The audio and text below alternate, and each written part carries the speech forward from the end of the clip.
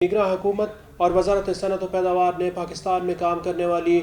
3 बड़ी car manufacturing कंपनियों के लाइसेंस क्यों मुअत्तल किए हैं। ये कंपनियां हुकूमत की जानिब से दिए गए अहदाफ जो मुकर्रर किए गए थे वो हासिल करने में नाकाम क्यों रहे हैं और अब इन कंपनियों के लाइसेंस किस तरह बहाल होंगे।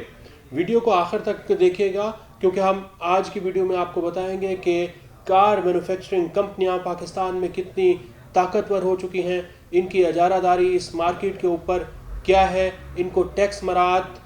कितनी मिल रही हैं और ये पाकिस्तान से सालाना कितने अरब डॉलर्स का प्रॉफिट कमाती हैं।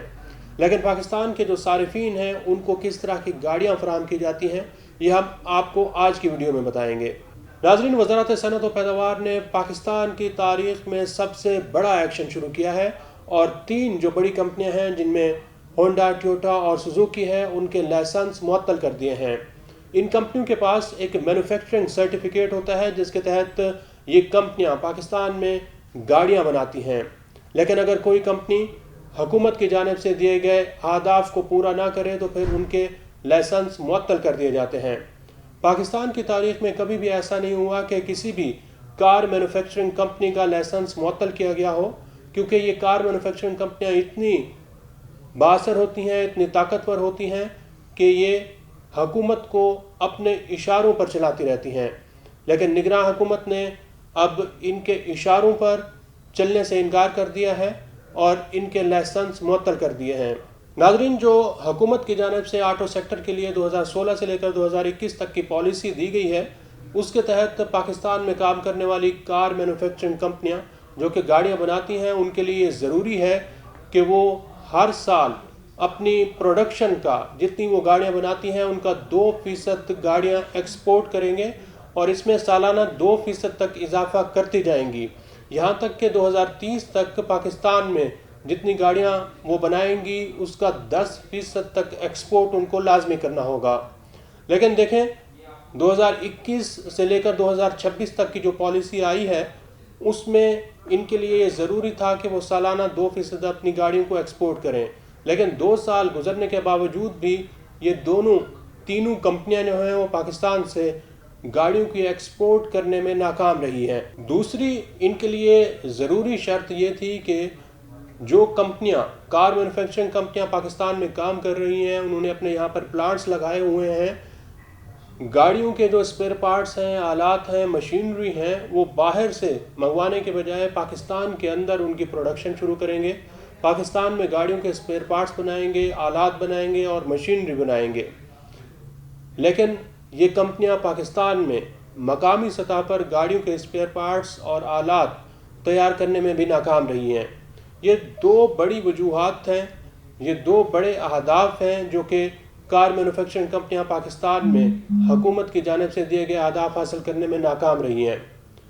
अब कार मैन्युफैक्चरिंग कंपनियां गुज़िश्ता कई महीनों से ये कोशिश कर रही हैं कि हुकूमत के साथ उनके मुज़ाकरात हो जाएं, हुकूमत के साथ कोई सेटलमेंट हो जाए, हुकूमत के साथ कोई डील हो जाए और उनका लाइसेंस बहाल हो जाए।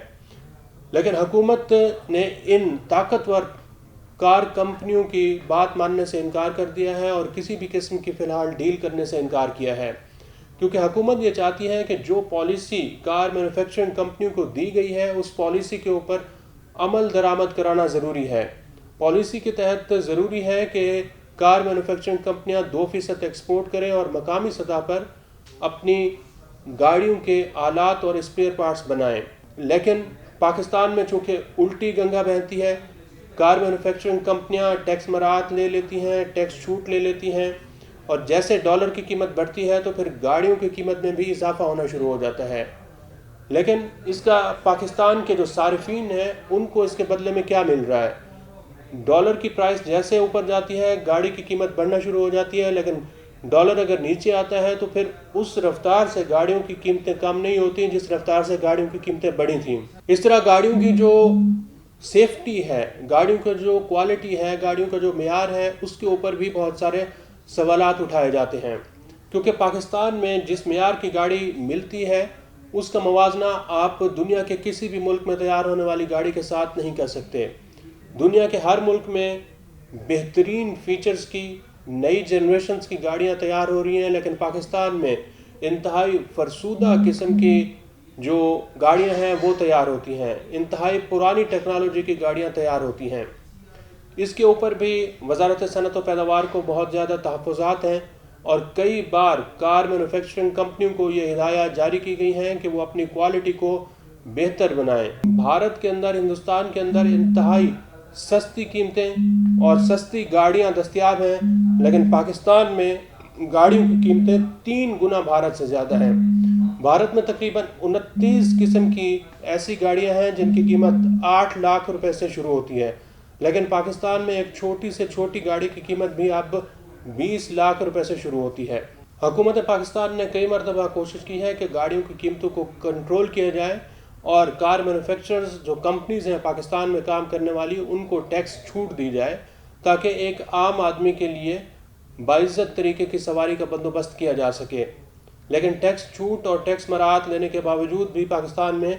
گاڑیوں کی قیمتیں سستی نہیں ہو سکیں۔ مثلاً ناظرین، 2021 سے لے کر 2016 تک کی جو پالیسی دی گئی ہے، اس میں کار مینوفیکچررز کو کون کون سی ٹیکس چھوٹ دی گئی ہیں وہ آپ دیکھیں۔ مثلاً جو 850 سی سی کی گاڑی ہے، لائٹ کمرشل گاڑی ہے، اس کے اوپر ایڈیشنل کسٹم ڈیوٹی زیرو کر دی گئی ہے، ایڈیشنل سیلز ٹیکس بھی زیرو کر دیا گیا ہے، ود ہولڈنگ ٹیکس بھی زیرو کر دیا گیا ہے، اور فیڈرل ایکسائز ڈیوٹی بھی زیرو کر دی گئی ہے۔ لیکن اس کے باوجود ان کی نہ تو کوالٹی میں کوئی فرق آیا ہے اور نہ ہی ان کی قیمت کم ہوئی ہے۔ اسی طرح جو 1000 سی سی سے لے کر 2000 سی سی تک کی گاڑی ہے،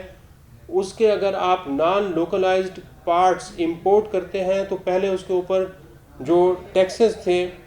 وہ 46% تھے، اب نئی پالیسی کے تحت اس کو 30% کر دیا گیا ہے، اور جو کسٹم ڈیوٹی پہلے 30% تھی اس کو 15% کر دیا گیا ہے۔ اسی طرح جو فیڈرل ایکسائز ڈیوٹی ہے اس کو بھی 2.5% تک رکھا گیا ہے۔ یہ انتہائی کم ٹیکسز ہیں، انتہائی کم ریٹ پر یہ ٹیکسز لگائے گئے ہیں، لیکن اس کے باوجود جو گاڑیوں کی قیمتیں ہیں اس میں مسلسل اضافہ ہوتا جا رہا ہے۔ جو پالیسی ہے اس کے تحت یہ ضروری ہے کہ تمام جو کار مینوفیکچررز ہیں وہ پاکستان کے اندر آئیں گے، اپنے پلانٹس لگائیں گے، تاکہ پاکستان میں گاڑیوں کے آلات اور پرزے بن سکیں، یہاں پر لوگوں کو ایک سکل مل سکے، جو ہمارے انجینئرز ہیں ان کو بھی یہ سکل ان کے اندر آ سکے کہ وہ گاڑیوں کے پرزے تیار کر سکیں۔ لیکن یہ جو کار مینوفیکچررز کمپنیاں ہیں یہ کیا کرتی ہیں کہ ساری کی ساری جو مشینری ہے، امپورٹس اور آلات ہیں، ان کو درآمد کر لیتی ہیں پاکستان کے اندر، جس کی وجہ سے پاکستان کے جو قومی خزانہ ہے اس کے اوپر بھی اچھا خاصا بوجھ پڑتا ہے۔ مثلاً 2022 کے اندر ان کار مینوفیکچررز نے تقریباً $1.70 کے CKDs جو کٹس ہیں، گاڑیوں کے آلات اور پرزے، وہ درآمد کیے ہیں۔ آپ خود اندازہ لگائیں کہ اگر یہی آلات اور پرزے پاکستان کے اندر تیار ہو رہے ہوتے تو یہ $1.70